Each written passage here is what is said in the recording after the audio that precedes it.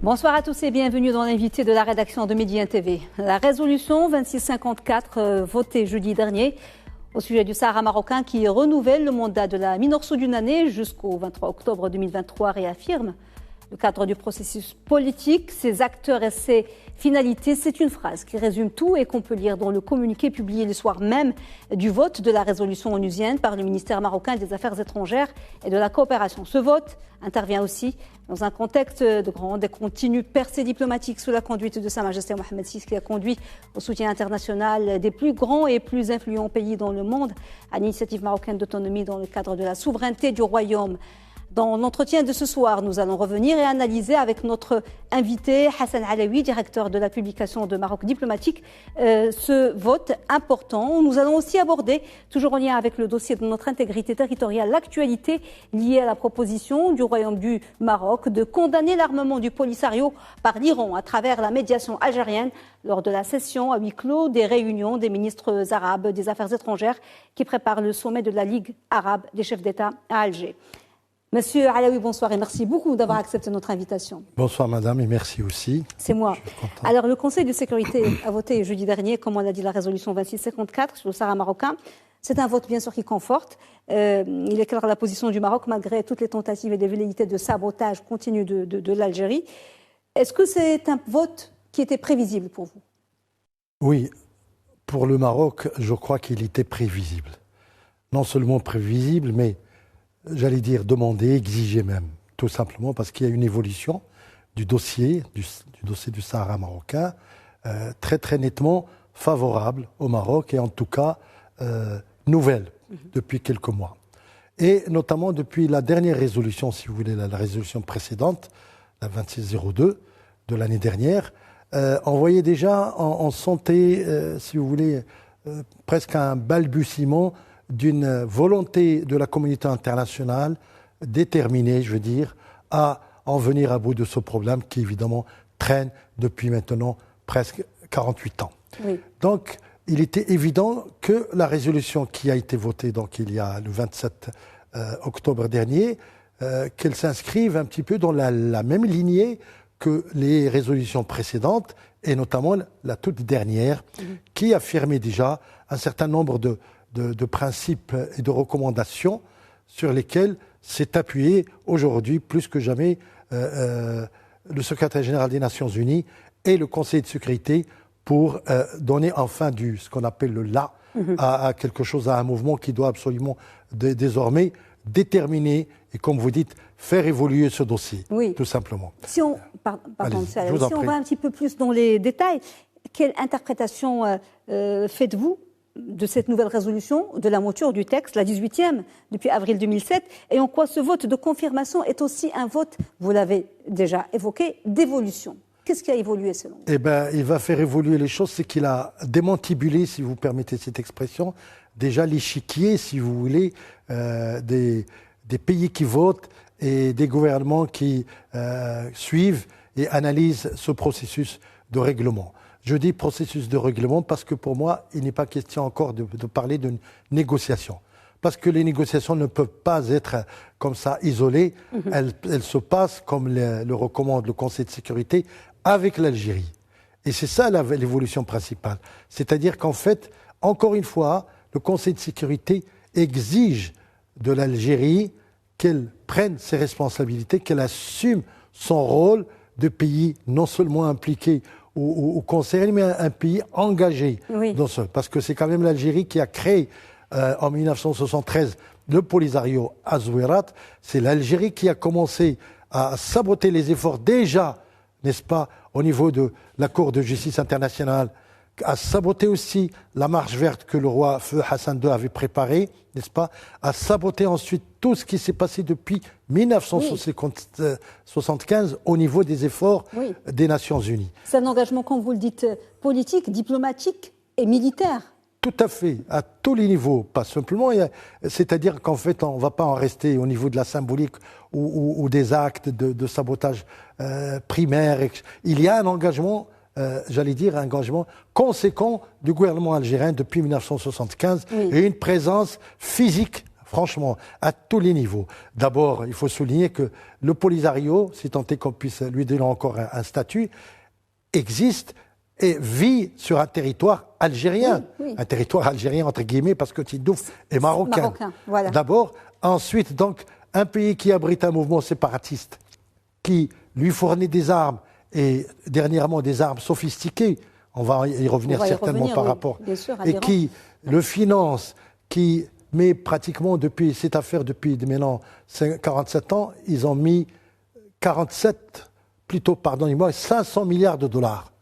500 milliards de dollars qu'ils ont mis, je veux dire, c'est une bagatelle qui est quand même impressionnante, pour soutenir uniquement un mouvement dans le sens de combattre, n'est-ce pas, et d'affaiblir, sinon plus, le royaume du Maroc. Et de déstabiliser toute la région. Alors, ce qui interpelle dans le texte de la résolution et dans les recommandations qui sont adressées de manière directe à l'Algérie, c'est que à chaque fois, de manière systématique, que le Maroc est cité, l'Algérie est citée.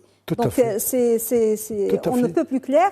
C'est parmi ce que vous appelez tout à l'heure la nouveauté. La nouveauté, c'est aujourd'hui, c'est une incitation, si vous voulez, de la communauté mondiale faite à l'Algérie pour prendre ses responsabilités. Parce que l'Algérie est démasquée, et ça au niveau de la communauté internationale. Tout à fait. Et même le vote qui est quasiment à l'unanimité, bon, il y a les 2 abstentions, c'est une confirmation de plus. Les deux abstentions, moi je les trouve, je les cite implicitement comme des approbations de la résolution. Parce qu'ils auraient pu être contre, n'est-ce pas ? Ils auraient pu condamner, comme ils l'ont fait par le passé. Et encore, pour l'histoire du Kenya, il y a quand même un truc incroyable, c'est que le pays, je veux dire, le gouvernement a peut-être s'est abstenu, s'est aligné sur l'Algérie, mais le chef de l'État reste toujours pro-marocain. La preuve est qu'il s'est adressé au Maroc pour dire « pardonnez-nous, ce n'est pas la position officielle ». Et donc nous voyons, quant à la Russie évidemment, c'est aujourd'hui son obligation de soutenir le Maroc, comme elle l'a fait il n'y a pas longtemps, en rappelant un petit peu l'accord sur le nucléaire, et qui est un soutien implicite au Maroc. Et évidemment, tout ça, si vous voulez, signifie quelque chose de nouveau, d'inédit, c'est que l'unanimité est faite pour condamner l'Algérie, l'unanimité est faite pour l'indexer, pour lui faire porter la responsabilité la plus lourde de cette situation qui est en train de déstabiliser la région. Parce que maintenant qu'on va en parler, c'est quand l'Iran entre en jeu, quand des armes, je veux dire sophistiquées, sont confiées, sont offertes au Polisario par le même Iran, via l'Algérie, ça devient quand même une autre paire de manches. Bien sûr, on va y revenir. Alors le Conseil de sécurité, mais aussi, vous l'avez dit, l'Algérie devant ses responsabilités, parce qu'il interpelle son gouvernement sur la nécessité de se réunir, de reprendre le dialogue autour des tables rondes pour le règlement politique mutuellement acceptable. On ne parle plus que de règlement politique, c'est très très très important. Et en même temps, il félicite le Maroc, justement, pour les mesures et les initiatives prises, pour le rôle joué par le Conseil national des commissions des droits de l'homme, alors que chaque fois, on essaie d'attaquer le Maroc sur le volet des droits de l'homme. C'est très significatif. Oui, absolument, parce que, si vous voulez, cette recommandation est venue tout de suite après, dans le chapitre, je veux dire, des énumérations qui ont été faites de la résolution. Il y a eu évidemment le premier événement, c'est la prorogation, si vous voulez, du mandat de la MINURSO, ce qui traduit donc une confiance encore renouvelée, exprimée à la MINURSO par le secrétaire général et par la communauté internationale. Et tout de suite vient, au deuxième point, qu'est-ce qui vient ? Il vient, si vous voulez, l'interpellation directe à l'Algérie de participer aux tables rondes. C'est très important, parce que aussi bien au niveau de la dernière résolution qu'au niveau de celle-ci, l'Algérie a exprimé, si vous voulez, son niet, c'est-à-dire son opposition à une position, je veux dire, à une proposition verticale, c'est-à-dire incontournable des Nations Unies sur les négociations et sur les tables rondes. Donc l'Algérie a encore de nouveau essayé de se dérober, n'est-ce pas, et de détourner le débat.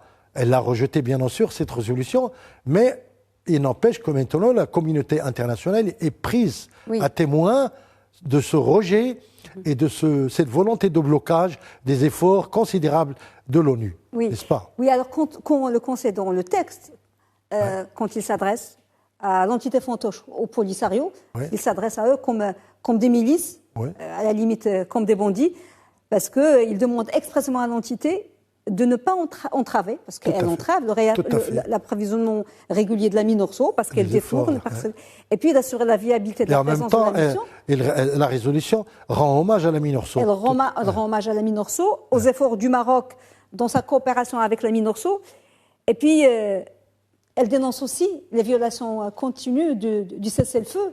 Du cessez-le-feu signé en 1991, n'est-ce pas, en octobre 1991, pour évidemment imposer un état des lieux calmé, stabilisé et tout ça, et laisser les Nations Unies travailler. Oui. Ce que, évidemment, le Polisario, par puissance interposée qu'il est, a violé plus d'une fois. Et la dernière violation, c'est celle de Guerguerat en 2020, n'est-ce pas, qui a bien sûr poussé le Maroc à régler de lui-même directement, si vous voulez, cette violation en repoussant, comme les images l'ont montré, en repoussant le Polisario au-delà de ce qu'on appelle le no man's land et de la zone de sécurité. Exactement. Alors, on n'est pas surpris de la position de l'Algérie parce que c'est une fuite en avant, en fait, devant un fait accompli. Elle est en perte de vitesse et dans une fuite en avant grave. Absolument. On l'a constaté lors des réunions préparatoires pour le sommet de la Ligue arabe, qui n'appartient pas à l'Algérie, vous l'avez dit. Bien sûr. C'est une institution, la Ligue arabe. Et puis, avec ce rejet de son ministre des Affaires étrangères, Ramtane Lamamra, la proposition du Maroc qui a condamné l'armement du Polisario par l'Iran, enfin, c'est par l'intermédiaire de l'Algérie, même s'il a fini avec l'insistance du chef de la diplomatie. Il était obligé de capituler et de l'inscrire à l'ordre du jour. C'est un fait que vous qualifiez, M. Alaoui, d'un changement de paradigme inédit. Pourquoi ? Tout à fait. Je voudrais vous dire quelque chose, vous rappeler, revenir en arrière vite fait, c'est que le gouvernement algérien, ses membres et toute cette junte et ce personnel ne connaissent pas du tout le problème du Sahara. Je dirais que même, c'est plus grave, ils l'ignorent, ils ne savent pas ses tenants et aboutissants. Et peut-être paradoxalement par rapport aux anciennes générations des dirigeants algériens qui évidemment ont créé le problème du Sahara, qui ont inventé un petit peu la formule de bidon, pardonne-moi l'expression, d'autodétermination et tout ça. La génération actuelle algérienne ne connaissent pas le Sahara, et encore moins M. Lamamra ou Tebboune. Tebboune est né en 1945, quand la guerre de libération a commencé, en 1954, il avait à peine 10 ans, même pas. Vous comprenez? Et donc, il est venu en 62 quand l'Algérie a accédé. Il avait peut-être 15 ou 20 ans, même pas. Donc, c'est un fait grave que leur ignorance du problème des tenants et aboutissants du problème du Sahara leur échappe totalement. Alors, ils se sont inscrits dans une démarche d'hostilité créée par Boumedienne qui, lui, évidemment, a inventé le problème du Sahara, a inventé le Polisario, récupéré le Polisario des mains, si vous voulez, de Kadhafi en 1973, qui l'a armé, qui l'a installé, qui continue. Et les dirigeants actuels ne font que s'inscrire dans cette logique d'hostilité, tout en ignorant un petit peu. Et le paradigme nouveau, c'est qu'aujourd'hui, évidemment, le Maroc, avec sa force d'argumentaire, son poids, sa pédagogie, si vous voulez, son combat continuel, la volonté royale, la volonté de Sa Majesté Mohamed VI, qui a quand même fait des propositions concrètes en 2007, n'est-ce pas? À partir de 2005, il a commencé à travailler sur le dossier, et en 2007, il a proposé le fameux, maintenant l'actuel plan de règlement, celui, si vous voulez, de l'autonomie régionale. Oui. Aujourd'hui, ils ont perdu le pédale. C'est qu'ils ne savent pas quoi faire parce que la communauté internationale, elle en a, si vous voulez, pardonnez-moi l'expression, ras-le-bol de ce problème. Oui. Elle veut absolument un règlement consensuel à la limite. Ils ont fait des concessions à l'Algérie, mais l'Algérie ne peut pas aller plus loin que ça dans son amertume, bien entendu, exprimée, sa démagogie, son jeu suicidaire. Absolument. Au début, c'était question géopolitique et puis de jalousie et de concurrence qui est lui dans la région. Maintenant, ça devient pathologique. C'est inscrit dans leur ADN. C'est la seule carte pour un petit peu chaque fois qu'il faut détourner l'attention ou bien mobiliser. Heureusement que le peuple algérien n'est pas dupe. Il n'est pas mais dupe, les dirigeants, beaucoup d'entre les citoyens sont instrumentalisés. Hein. Absolument. Beaucoup. Alors, des rapports de renseignement ont indiqué effectivement que Téhéran fournissait au Polisario divers types d'armes grâce à la médiation algérienne. Ce n'est pas la première fois que le Maroc a déjà rompu ses relations avec l'Algérie, en Iran 2018 exactement, le 1er mai, pour la même raison. Ouais.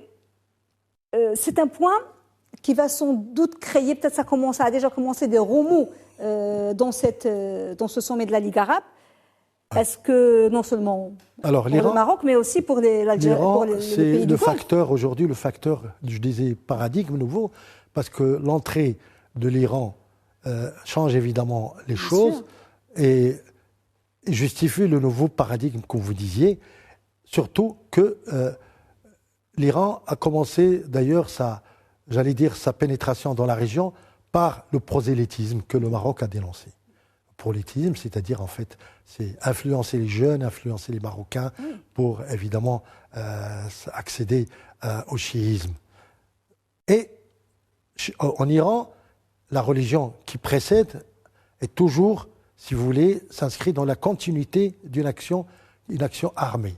Regardez ce qui se passe au Liban avec le mouvement chiite de Hassan Bani Sadr, tout ça, n'est-ce pas? Et donc, ce qui se passe en Iran aujourd'hui. C'est ce qui se passe en Iran aujourd'hui. Donc aujourd'hui, comme l'Algérie et le Polisario sont dans l'impasse totale, ils n'ont pas pu trouver mieux que, évidemment, faire appel au soutien, évidemment, militaire iranien. Et l'Iran est en train de s'installer doucement via l'Algérie dans la région avec ses armes, ses bagages, ses instructeurs. Et l'Iran, ce n'est pas aujourd'hui, ça ne date pas d'aujourd'hui cette action de pénétration. Ça date quand même de quelques années. La preuve, c'est que même au niveau de la Tunisie, mais non, la Tunisie qui nous tient à rigueur, n'est-ce pas, qui est hargneuse à notre égard, il y a les principaux conseillers du président tunisien sont pro-iraniens à 1000%. Et je dirais même le frère du président tunisien, il est vraiment embobiné par les Iraniens. Il fait les voyages régulièrement entre Tunis et Téhéran. Et donc, c'est une situation qui est inédite, mais qui est grave. D'où, si vous voulez, le devoir, n'est-ce pas, l'impératif de Siborita, lors des préparatifs du sommet de demain, de dénoncer cette situation, de dénoncer cette présence implicite et illicite de l'Iran et des forces de sécurité et de renseignement iraniens dans la région, c'est-à-dire dans le Sahel. Alors, ce sommet de la Ligue arabe est un échec avant même son commencement. On l'a constaté, aujourd'hui encore, aux dernières nouvelles, la liste des absences s'allonge. Oui. Après le prince héritier d'Arabie Saoudite, le sultan d'Oman et le roi de Jordanie, l'émir du Koweït, Cheikh Nawaf al-Ahmed al-Jaber al-Sabah a également annoncé ce lundi qu'il ne fera pas le déplacement. Et le roi de Jordanie. Et le roi de Jordanie, comment c'est encore grave. Et le roi de Jordanie comment interpréter? Oui. Tous ces gens, tous ces pays, ces rois et ces chefs d'État respectueux n'ont aucun conflit personnel avec l'Algérie. Pourtant, ils n'y vont pas. Parce que tout simplement, ils dénoncent à la fois les conditions, si vous voulez, la précipitation, l'ardeur belliqueuse de l'Algérie à organiser ce sommet qui a pour objet uniquement, contrairement à ce qu'ils disent, unifier les Arabes et tout ça, qui a pour objet uniquement de pointer le régime marocain, le souverain marocain, le peuple marocain. Et donc, ces gens, ces rois, ces présidents, ces amis, entre guillemets, du Maroc, ne peuvent pas cautionner une bérésina à l'avance annoncé, n'est-ce pas? Ils ne peuvent pas cautionner un chantage, une volonté de destruction, quelque chose qui est inouï, qui n'a jamais existé au sein du monde arabe depuis, Dieu sait, depuis l'existence de la Ligue arabe dans les années 50, en 46 exactement. Jamais on a eu, si vous voulez, un cas, je veux dire, pareil, de subversion. Oui. Voilà. Oui. Et donc, ils ne peuvent pas cautionner, si vous voulez, cette subversion. Et c'est là le problème aujourd'hui. L'Algérie va se trouver face à elle-même. Je veux dire, les dirigeants algériens, n'est-ce pas? Plus isolés que jamais. Oui. Et on aura abouti uniquement, contrairement à éloigner le Maroc, on aura abouti à éloigner, finalement, à isoler l'Algérie. Oui, parce que avec ce sommet qui ne lui appartient pas, c'est le sommet de la Ligue arabe, elle voulait se donner une légitimité. Elle prête le sol et le terrain. Absolument. Elle se tire une balle dans le pied avec ce qu'elle fait. Tout à fait, et Bourita a eu raison de dénoncer ce jeu machiavélique algérien et iranien. Et maintenant, il faut s'attendre à ce qu'il y ait, je veux dire, une espèce de confrontation demain, naturellement, ou alors carrément j'allais dire, le discours vaseux, habituel, triomphaliste du président algérien, qui ne connaît rien à rien, tout simplement, qui a fait ça parce que simplement pour isoler le Maroc, pour encercler le Maroc, il a beau faire, c'est-à-dire en fait, il a essayé de séduire la Mauritanie, il a essayé de séduire les Palestiniens, il a donné l'argent à la Tunisie et aux Palestiniens, alors que le Palestinien Mahmoud Abbas, quand il a reçu l'argent de Tebboune, si tant est qu'on puisse croire qu'il a encore reçu l'argent, le jour où il a eu la promesse de recevoir 100 millions de dollars, le lendemain, il était chez Benny Gantz, c'est-à-dire le ministre israélien de la Défense, c'est-à-dire celui, en principe, qui devrait être un petit peu l'adversaire des Palestiniens. Ben non, vous voyez, tout cet embrigadement machiavélique des Algériens tombe à l'eau aujourd'hui et nous laisse pantois devant un amateurisme, une espèce de, comment dirais-je, de cynisme qui ne signifie plus rien, qui va absolument, et dont l'Algérie, le gouvernement algérien, va assumer à la fois les conséquences et le devenir néfaste. Absolument, et ce truchement de l'Iran, c'est peut-être le point de non-retour, parce qu'ils sont allés trop loin, même par rapport aux pays arabes, aux pays du Golfe. Ouais. En tout cas, ce sommet aura eu le mérite d'éveiller les consciences arabes par rapport à l'Iran. Oui. C'est-à-dire on va maintenant se méfier de plus en plus, encore plus de l'Iran, et on va évidemment prendre ses gardes par rapport à ce régime qui n'a que faire, qui est en train de se radicaliser, qui a une révolte interne. Exactement. Des femmes qui l'écrasent, une révolte des jeunes à l'intérieur et qui ne maîtrisent pas, et évidemment qui s'amusent à faire un petit peu le gendarme au niveau du Maghreb. Semer l'insécurité et la zizanie. Alors, dernière question, Monsieur Alaoui, quelle suite pourrait être donnée, à votre avis, au texte marocain qui condamne l'appui militaire de l'Iran aux mercenaires du Polisario?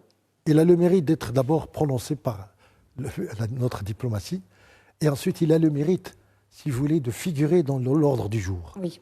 D'accord? Et ça, c'est important. Ils ont été vous obligés. savez, oui. je vais vous rappeler quelque chose. En 1974, il y a eu, c'est bizarre, il y a eu un sommet arabe très important, beaucoup plus important à Rabat, réuni, convoqué par Feu Hassan II. Et lors de ce sommet, le président algérien de l'époque, qui était le plus hostile de tous vis-à-vis du Maroc, qui s'appelait Houari Boumedienne, avait prononcé un discours devant les 22 chefs d'État arabes de la Ligue arabe réunis à Rabat. Et qu'est-ce qu'il a dit? Il a dit l'Algérie soutient fermement, et je le proclame ici, soutient le combat du Maroc pour récupérer son Sahara. Et ça a été enregistré. Les cassettes existent, les disquettes existent. Tout est enregistré. Il faudrait qu'un jour on sorte, on s'amuse à sortir ça. Donc vous voyez, c'est d'un sommet à l'autre, on ne peut pas échapper à une logique qui est la logique de l'hypocrisie, n'est-ce pas, et du cynisme algérien. Voilà. Voilà ce que disait Boumedienne en 1974, et voilà ce que veut dire, n'est-ce pas, une espèce de, j'allais dire, de potiche qui s'appelle, pardonne-moi l'expression, la Mamra. Voilà. Merci beaucoup Hassan Alaoui, directeur de publication du Maroc diplomatique, d'avoir été avec nous, et merci pour votre éclairage. Merci, cher monsieur. Merci, Adela. Madame, monsieur, merci beaucoup de nous avoir suivis. Bonne suite des programmes sur Média TV. Très belle soirée.